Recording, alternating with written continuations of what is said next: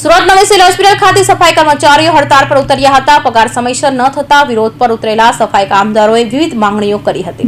સુરત નવી સિવિલ હોસ્પિટલમાં સફાઈ કામદારો હડતાળ પર ઉતરી ગયા હતા। સમયસર પગાર નહીં મળતો હોય જેને લઈ સફાઈ કામદારો દ્વારા હડતાળ પડાઈ હતી અને 1 થી 5 તારીખ સુધીમાં પગાર આપવાની માંગ કરાઈ હતી।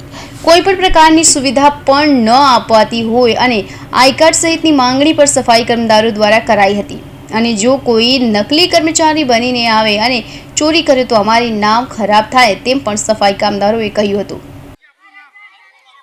મારું નામ કલ્પના સંજય પાટીલ છે। બહુ ઘણા વર્ષોથી મેં જોબ કરું છું અહીંયા। અમે એ હડતાલ જો પાડી છે, બહુ ઘણા વર્ષોથી અમે પગાર માટે લડતા છે, અમને કંઈ ન્યાય કરતા નથી। અને એ વાત અમને 50 પેશન્ટમાં 3 જ માવસી હોય, 3 માવસી કેવી રીતે સેલરી કરશે, આ કામ કરશે? પછી અમને હર બાબતમાં ટોર્ચર છે। અમને કંઈ યુનિફોર્મ નથી, અમારા યુનિફોર્મના પૈસા કાપી લે, પણ અમે પોતેના પૈસા ખર્ચ કરીને યુનિફોર્મ લાવે અને પછી ધોબીનો બી પૈસા કાપે। અમે તો ધોબીવાળા તો પાસે કપડાં જાય ને ઘરે ધોએ, અમને કંઈ ફેસિલિટી નથી।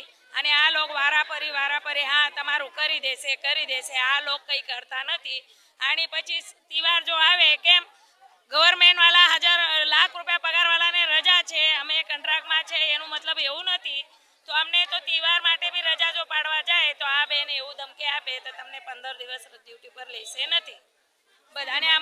અમારી માંગણી એ જ છે, અમારું પગાર જો જાહેર થયેલું છે એ પગાર અમને આપવું જોઈએ। અમને જો એ પગાર આપશે તો વારાફરી અમે એવું કરશે નથી।